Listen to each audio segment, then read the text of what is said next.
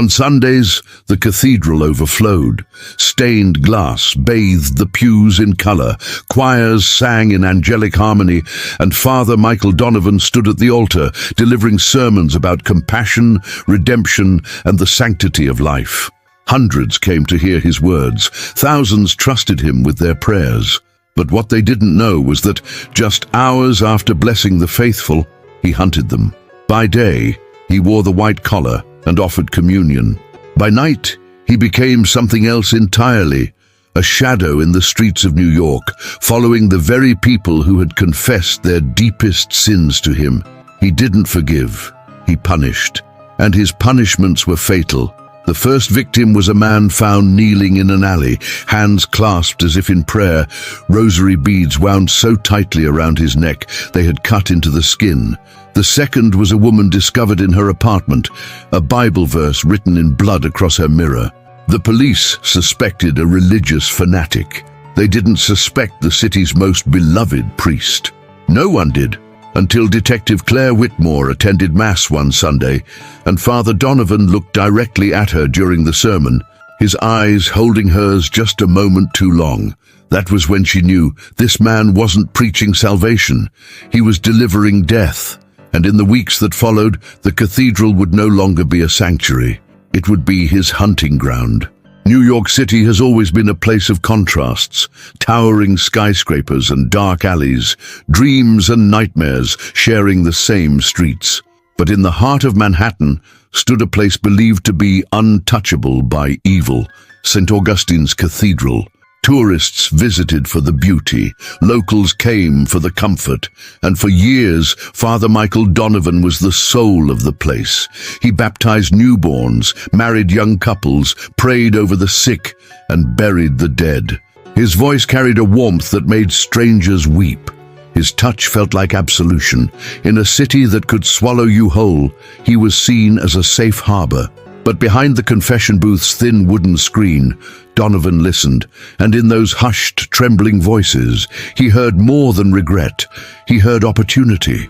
Those who spoke of unpunished sins became his chosen prey. No one thought to suspect the man holding the chalice. Detective Claire Whitmore didn't believe in coincidences. When 3 unsolved murders in different boroughs shared a chilling signature, staged as religious rituals, she followed the trail straight to the cathedral. But the closer she got, the more dangerous the game became, because Donovan wasn't just hiding in plain sight. He was protected by the very walls meant to keep evil out. Before we begin, make sure to subscribe to never miss stories this dark and twisted. Like this video, if the idea of a killer hiding behind the cloth sends chills down your spine, comment your city and country so we know where you're watching from and maybe how far this killer's shadow could reach. Now, step inside the cathedral and listen closely, because sometimes the voice offering you salvation is the same one sealing your fate. Chapter 1. The Man in the Collar. The alley smelled of rain and rotting garbage. NYPD patrol cars lined the street, red and blue lights strobing across wet brick walls. Detective Claire Whitmore ducked under the yellow tape, her coat pulled tight against the cold. The body was kneeling, as if in prayer. A rosary was looped so tightly around his neck that the beads had cut deep into the flesh. The man's lips were parted, frozen mid-breath, eyes staring upward toward a sky that would never answer him. A small card lay on the ground beside the victim, an old-fashioned prayer card, the kind given at funerals. On the back, in elegant black ink, a single Bible verse was written: "The wages of sin is death." Romans 6:23. Claire's gloved fingers turned it over slowly. Whoever left it had taken their time. She scanned the scene. No signs of struggle, no defensive wounds. Whoever did this had either caught the victim off guard or he'd gone willingly. That was the thought that unsettled her most. Murder victims rarely knelt for their killer. Her partner, Detective Ramirez, approached. Witness says they saw him leave St. Augustine's Cathedral an hour before he was found here. Sunday evening Mass. Choir practice still going on inside when we arrived. Claire frowned. A church connection? Ramirez shrugged. Could be coincidence, but they both knew there was no such thing. Claire decided to follow the trail immediately. She entered St. Augustine's through the side door, the sound of the choir echoing in the vast nave. The air smelled faintly of incense and old wood. At the far end, standing at the altar, was a tall man in a black cassock and white collar. His voice was deep, rich, steady, the kind that could both comfort and command. Father Michael Donovan welcomed her warmly when she approached. "Detective, what brings you to my parish?" His eyes were kind, but there was a stillness in them, the kind that came from someone who never rushed, never stumbled. "We're investigating the death of a man who was here earlier this evening," she said. "Do you remember him?" Donovan tilted his head thoughtfully, as if sifting through a mental catalogue of faces. "I see hundreds of souls a week," he said finally. "But yes, I think he came to confession today." Claire's ears sharpened at that. "And what did he confess?" Donovan's smile was patient, almost pitying. "You know I can't tell you that." The seal of confession. It was the perfect shield. As they spoke, Claire noticed the subtle details. A faint smudge of dirt on his cuff, the way his hands stayed folded in front of him, and the brief flicker of something in his eyes when she mentioned the prayer card. It wasn't fear, it was recognition. When she left the cathedral, the choir's hymn followed her into the cold night. The melody was beautiful, haunting even, but all she could hear were the words Donovan had spoken. "I can't tell you that." It wasn't just about faith, she thought. It was about control, and a man who could control both what people told him and what he told them was a man worth watching. Back at her desk, Claire pinned the prayer card to her board. Next to it, she placed a photo of Father Michael Donovan. She'd taken it discreetly before leaving the cathedral. His eyes in the picture seemed to look straight back at her, unblinking. She didn't know it yet, but the hunt had already begun, and Donovan had been hunting her long before she knew his name. Chapter 2. The First Confession. 3 days after the alley murder, Claire returned to St. Augustine's Cathedral. This time, she came during the early morning, when the pews were nearly empty and sunlight streamed through stained glass like liquid fire. She didn't expect to see Donovan, but he was there, kneeling in the front row, head bowed in prayer.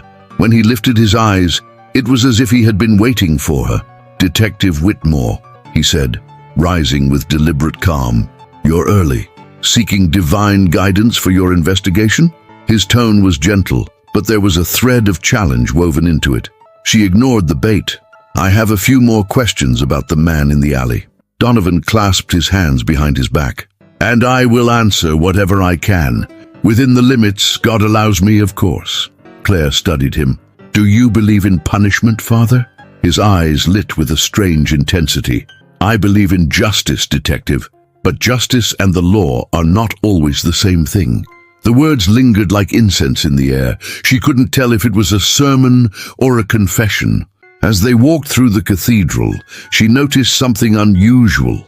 A single white candle burning in the farthest corner, away from the main altar. The wax had pooled thickly at its base, as if it had been burning for hours. "What's that for?" she asked. Donovan's lips curved faintly. "For a soul that recently departed. A man who had much to answer for." Back at the precinct, Claire had the crime scene text check the candle wax. It was embedded with tiny fragments of rosary beads, the same kind used to strangle the alley victim. It wasn't proof, not in court, but it was deliberate, a message left where she would find it. The next Sunday she attended Mass. Donovan's sermon was on the nature of guilt, how it poisons the soul if left unconfessed. He spoke slowly, deliberately, scanning the congregation. When his gaze found her, he held it just long enough for everyone around to notice. Claire felt the eyes of strangers turning toward her. After the service, she found an envelope tucked under the windshield wiper of her car. Inside was a single sheet of paper. No words, just a verse reference. John 8:7. She looked it up. "Let he who is without sin cast the first stone." It was as much a warning as it was a taunt. That night, she dreamed of the cathedral, empty, dark, the choir's voices echoing without bodies to sing them. In the dream, Donovan stood at the altar, his cassock soaked in blood, holding a rosary in one hand and a stone in the other. He didn't speak. He only smiled, as if to say she was already in his confessional. The next morning, another body was found.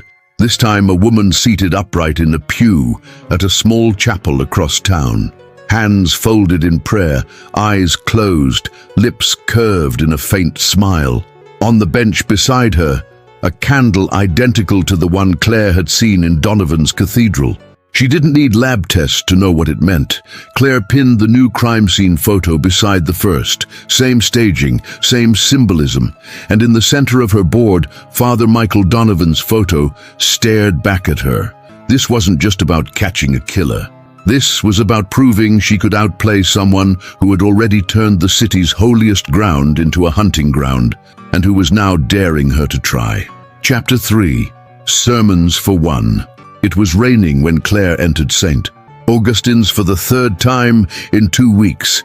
The cathedral was nearly empty, just the sound of rain tapping against the high-stained glass and the faint rustle of robes as Father Michael Donovan moved along the side aisle lighting candles. Without looking, he spoke. "Detective Whitmore, you've made my church part of your routine." Claire stayed near the doorway, her coat dripping onto the marble.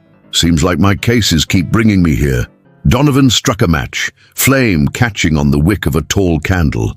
"Or perhaps you've realized that confession is the only place truth survives." He finally turned to face her, his expression unreadable. "But I imagine you already know. Not all truth is meant for the courtroom." She walked slowly down the aisle toward him. "You sound like you're trying to tell me something, Father." A faint smile touched his lips. "I'm only saying that some sins are so heavy, only God can judge them. And sometimes he sends someone to carry out the sentence." Claire felt the shift in the air, the subtle tightening of the space between them. "And you think you're that someone?" Donovan didn't answer. Instead, he gestured toward the confessional booth. "Sit. Humor me. No tape recorders, no notebooks, just you and a voice in the dark." She hesitated, then stepped inside. From the other side of the wooden screen, his voice came low, calm, steady. "A man came to me years ago. Confessed to harming children. The law had no proof. The parents were too afraid to speak. He walked free. Do you believe God would want that man to keep breathing?" Claire's pulse quickened. "And what happened to him?" A pause. "He doesn't breathe anymore." Claire leaned forward. "Are you confessing to me?" Donovan's tone was almost amused. "You're not my priest, detective, and I'm not your suspect. I'm a servant. I answer to someone higher than your badge." The booth felt smaller now, the scent of incense cloying, thick. She realized he was controlling the rhythm of the conversation, leading her where he wanted. When she stepped out, he was already standing by the altar, hands folded. "You see, detective," he said, "my role is not to kill. My role is to cleanse, to remove rot before it spreads." He walked past her, the scent of his cologne faint but lingering. "I suspect you understand. After all, isn't that why you became a detective?" She followed him outside into the rain. "If you're trying to intimidate me, it's not working." He glanced back, rain streaking down his face. "No, detective, I'm not trying to intimidate you. I'm trying to prepare you, because soon you'll have to choose, uphold the law or uphold what's right." That night, Claire couldn't shake his words. At home, she reviewed the crime scene photos again. The victims were all people with criminal histories. None of them had ever been convicted. Donovan hadn't just been killing. He'd been targeting those who had escaped the system, and now he was hinting she'd have to take a side. The next morning, a package was delivered to her desk. No return address. Inside, a rosary. Its beads stained a deep, dark red. And a note, "For when you're ready to do God's work." Claire stared at it, the weight in her hand heavier than any weapon. She knew then, Donovan wasn't just daring her to catch him, he was daring her to join him. Chapter 4. The line begins to blur. Claire had always believed the line between law and justice was clear. You followed evidence, built a case, and put the guilty behind bars. But Donovan's words had been gnawing at her for days. The latest victim, a known gang enforcer who had walked free after 3 witnesses forgot their statements, made the itch in her conscience impossible to ignore. That night, she sat in her car outside the cathedral, engine off, watching the grand doors in the glow of the street lamps. Her phone buzzed, a text from Ramirez warning her not to get obsessed. She silenced it. In the dark, she considered walking in, confronting Donovan, and seeing how far he would go if she hinted she was willing to cross over. When she finally stepped inside, the cathedral was empty, except for Donovan, arranging hymnals on the front pew. He didn't look up when he spoke. You've been sitting outside for 43 minutes, thinking about something you've never done before. His voice wasn't surprised. It was certain, as if he'd been expecting this moment. Claire walked down the aisle, her footsteps echoing. What would happen, she asked, if I stopped caring about the law and started caring about what's right? Donovan finally turned, his eyes catching the candlelight. Then, Detective Whitmore, you'd be ready to do God's work. He led her to a side chapel, smaller and darker than the main nave. On the altar lay a photograph, a man in his 30s, smiling at a street fair. Donovan tapped the picture. This man has hurt people, 3 women. The court dismissed each case. He'll do it again. His gaze locked on hers. If he disappears, no jury will weep. Claire's pulse pounded in her ears. She picked up the photograph, studying the face. What do you expect me to do with this? Donovan smiled faintly. Nothing. Yet. I only want you to see him, to understand him, and when the time comes, to remember what you felt looking at him now. She left with the photograph in her coat pocket, telling herself it was just evidence, a piece in the puzzle. But deep down, she knew Donovan hadn't given it to her for police work. He was planting a seed, and she was letting it take root. 2 days later, she learned the man in the photo had been found dead in his apartment. Cause of death, strangulation with a rosary. She confronted Donovan after evening mass. You knew this would happen. His reply was soft, almost gentle. I knew it had to happen. Claire wanted to arrest him right there, but she had nothing admissible. No witnesses, no prints, no footage. And Donovan knew it. The law isn't a wall, detective, he said, stepping closer. It's a veil. You can hide behind it, or you can pull it down and see the world for what it really is. That night, she pinned the man's photo to her caseboard. Not in the section for open investigations, but in a new space she hadn't labeled yet. A space she wasn't ready to name. She realized Donovan had won something important. She was no longer chasing him as a suspect. She was studying him as a possibility. Chapter 5. The Trap of Good Intentions. The call came just after midnight. A muffled male voice whispered into Claire's phone. If you want to stop the next one, you have 15 minutes. Corner of 8th and Delancey. Basement entrance. The line went dead before she could ask who it was. She recognized the cadence, though. It was Donovan, and he wanted her to come alone. She drove fast through near-empty streets, her siren off, heart pounding. The basement entrance was tucked behind a shuttered laundromat, the metal door slightly ajar. She drew her gun and stepped inside, her flashlight beam cutting through the dark. At the far end of the room, a man was bound to a chair, gagged, eyes wide with terror. On a crate beside him lay a folder. Claire flipped it open. Inside were police reports, all bearing the man's name. Multiple arrests for assault, each one dismissed for lack of evidence. The photos of the victims were brutal. She looked back at him. He shook his head desperately, muffled pleas leaking past the gag. A voice drifted from the shadows. You can untie him and watch him hurt someone else, or you can leave him here and I'll make sure he never does. Donovan stepped into the light, calm and collected in his black cassock, as if they were having a conversation after mass. Your choice, detective. Claire's mind raced. She could call it in, but backup wouldn't arrive before Donovan acted. She could intervene, but that would mean taking a side she'd sworn never to take. This isn't justice, she said. Donovan tilted his head. No, this is mercy, and mercy is not always kind. She holstered her gun. You're trying to make me complicit. No, Donovan said. I'm trying to show you the truth. The system is broken, and you've been fixing cracks when the whole wall is rotten. The man in the chair thrashed violently, knocking the crate over. The folder spilled open, pages scattering across the damp concrete floor. Claire saw a pattern she hadn't noticed before. Every victim lived within walking distance of the cathedral. Donovan wasn't just punishing the guilty, he was cleansing his own territory. She stepped back toward the door, unable to decide. Donovan's voice followed her. You've got 3 minutes, detective. After that, whatever happens here will be on you. Either way. She paused, torn between the oath she took and the gnawing voice that whispered he was right. In the end, she walked out, closing the metal door behind her. She told herself it was to avoid contaminating the scene.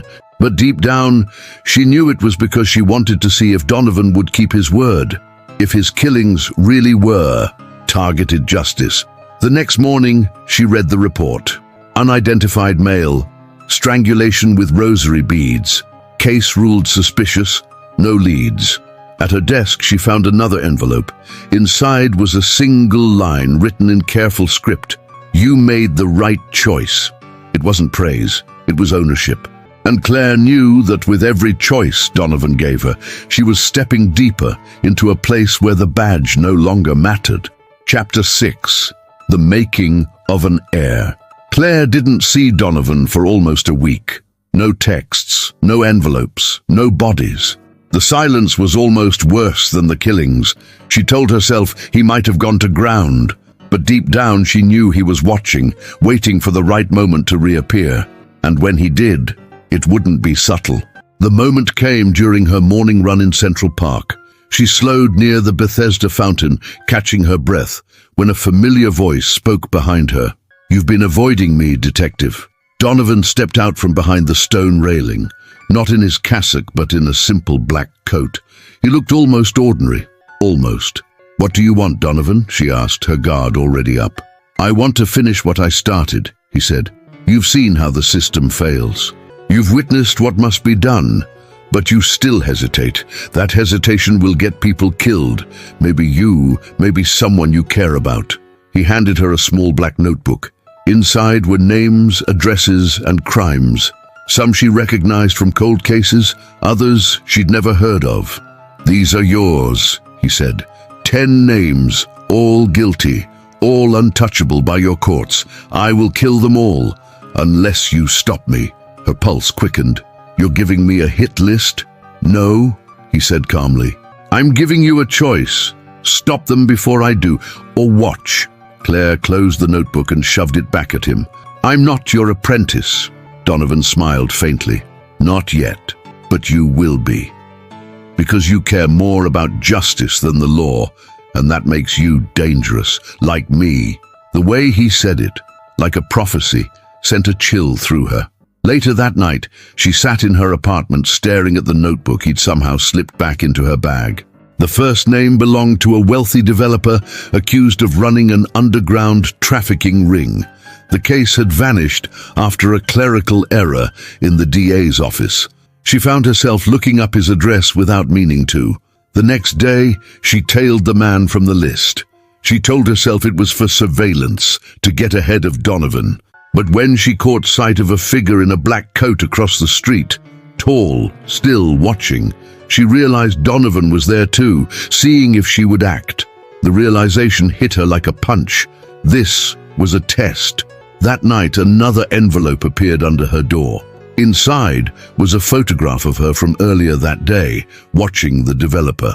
On the back, Donovan had written, "You're learning. Don't stop now." The message wasn't taunting anymore. It was instructional, as if he were guiding her through a lesson only he understood. Claire began to wonder if the entire cat-and-mouse dynamic had been an illusion. Maybe Donovan had never truly been on the run. Maybe he had always been standing still, waiting for her to step into his circle, and with each decision she made, that circle tightened.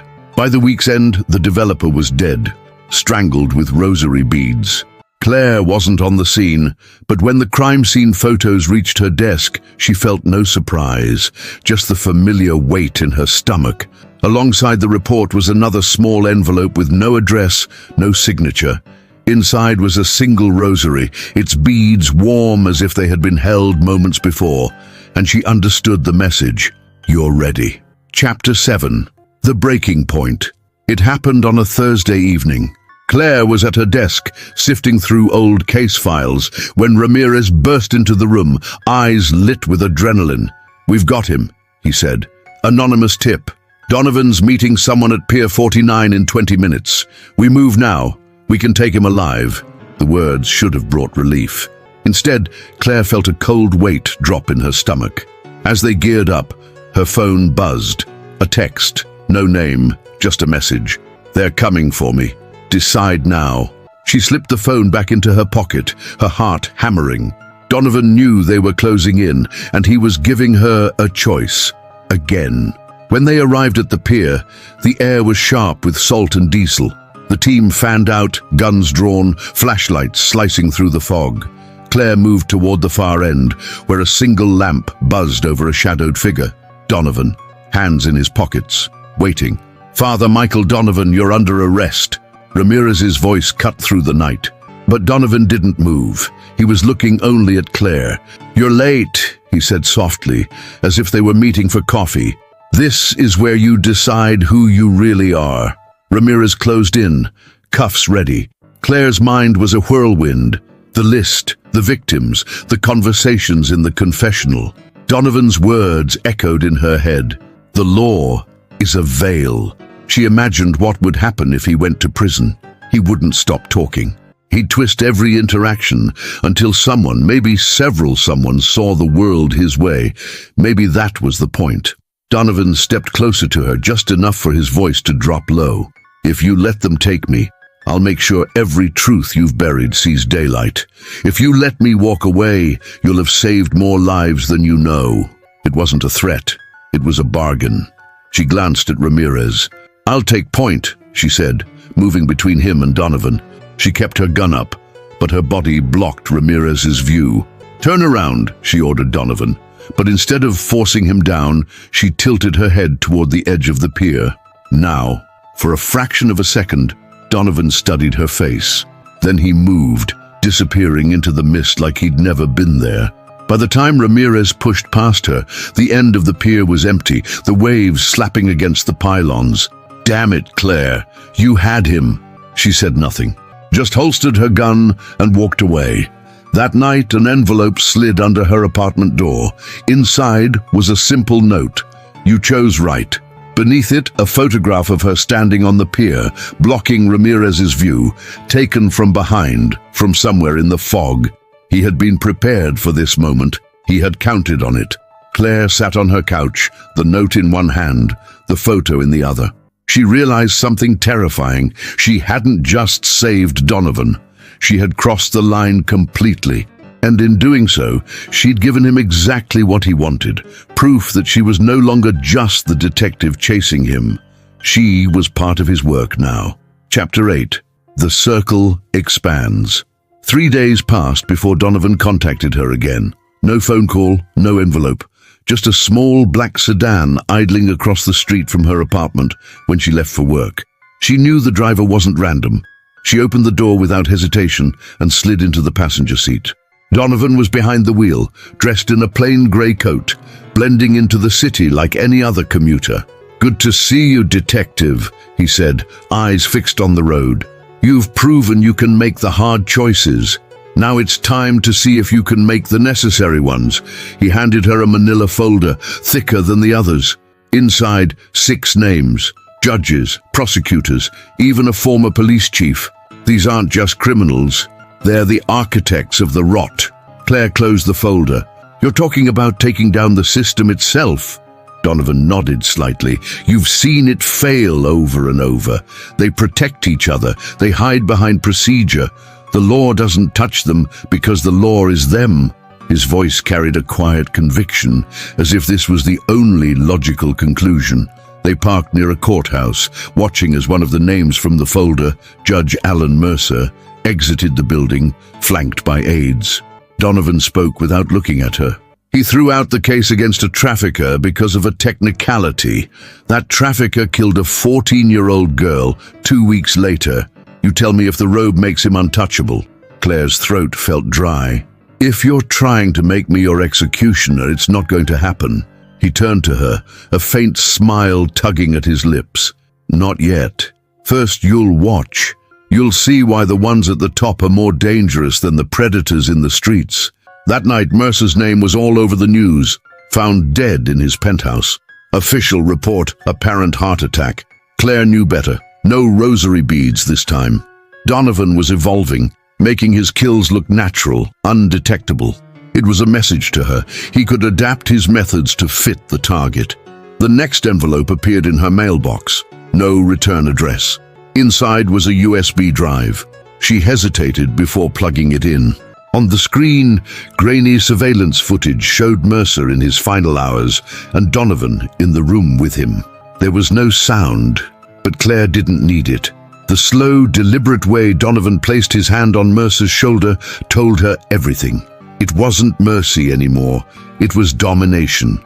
The final clip on the drive was of her, sitting in her apartment 2 nights before, studying the folder he had given her.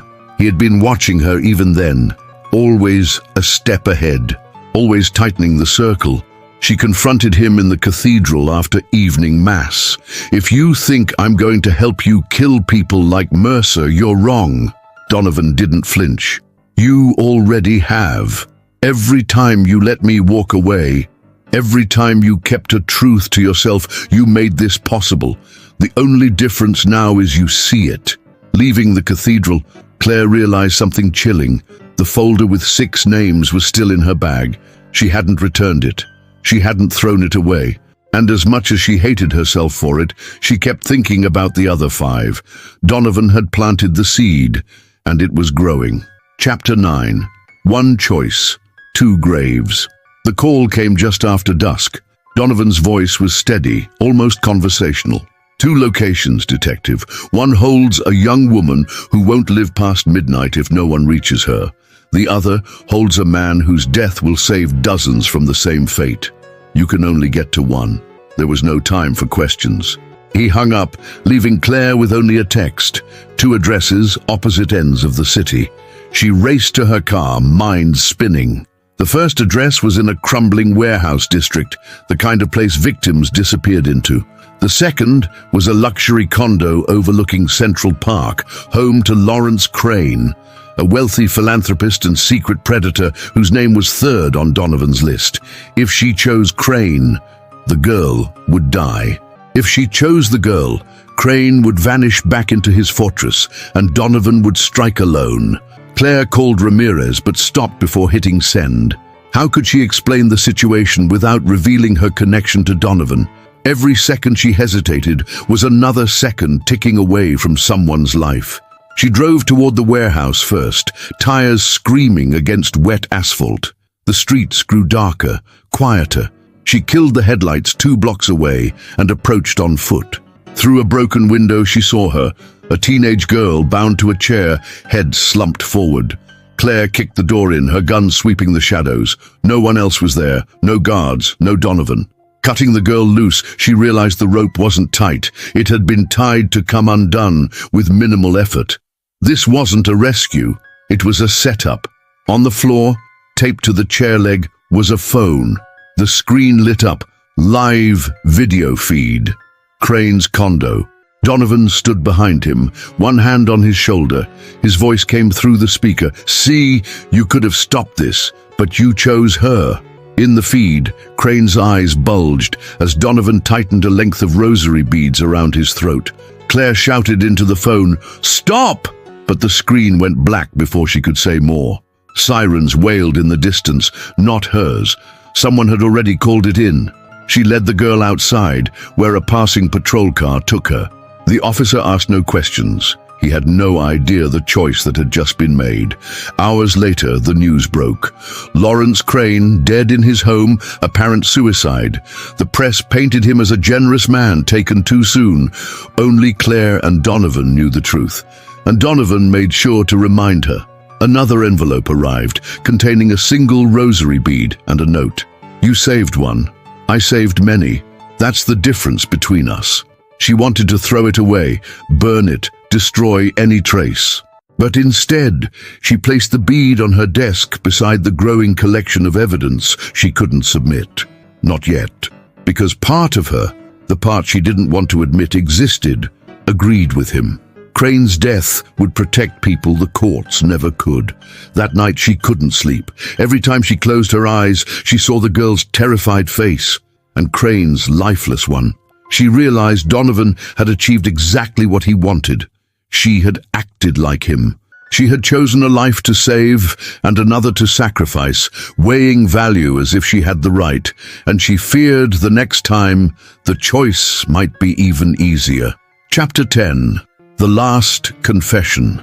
The cathedral was silent, its towering arches swallowing the faint echo of her footsteps.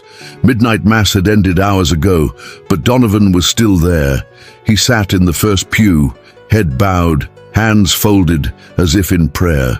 Claire approached slowly, her badge heavy in her pocket, her gun even heavier at her side. "You came," he said without looking up. His voice was calm, almost warm. "I wasn't sure if you'd choose justice or survival. I see you chose both." "I didn't come for your games," she replied.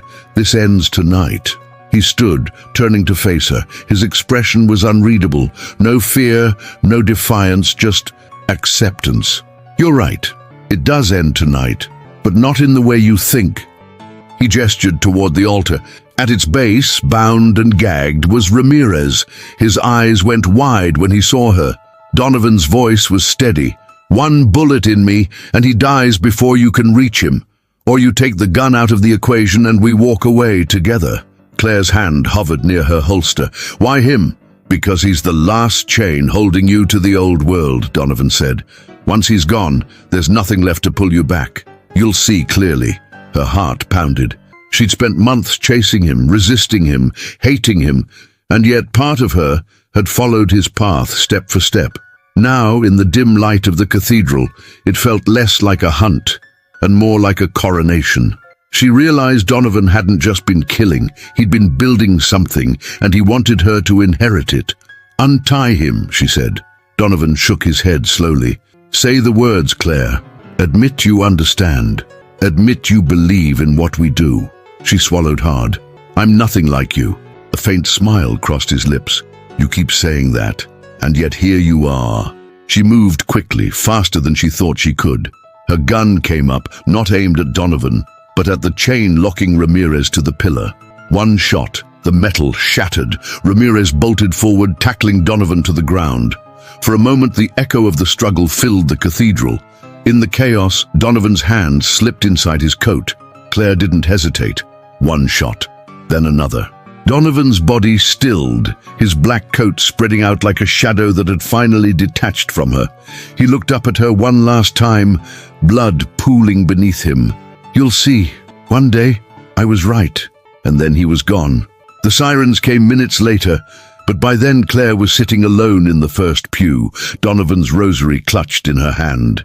She'd ended him, but the weight in her chest wasn't relief.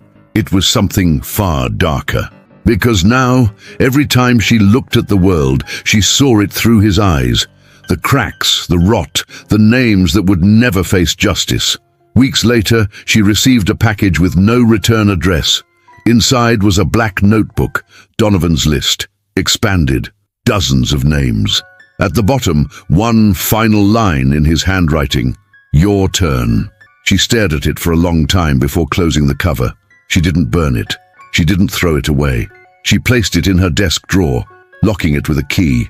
And though she told herself it was just evidence, a small part of her knew it was something else entirely. The city moved on quickly. Headlines faded, the cathedral reopened, and Father Michael Donovan became just another ghost in New York's long, bloody history. But for Claire, his voice never truly left. It lingered in the corners of her thoughts, whispering in moments of quiet, asking the same question over and over: who deserves to live and who deserves to die? Every night, she found herself unlocking the drawer, opening the black notebook, running her fingers over the names. She told herself it was just to remember, to stay vigilant, but deep down, she knew it was something more dangerous. Each name was a temptation, each story a reminder of the failures she had seen firsthand. Donovan's greatest trick hadn't been the murders. It had been planting the idea that she could fix the world his way. And so the notebook remained, tucked away but never far. Claire still wore her badge, still walked the streets as a detective. But sometimes, when she passed certain faces in the crowd, she felt the weight of Donovan's rosary in her pocket. And she wondered if the day would come when she'd stop chasing monsters and start becoming one.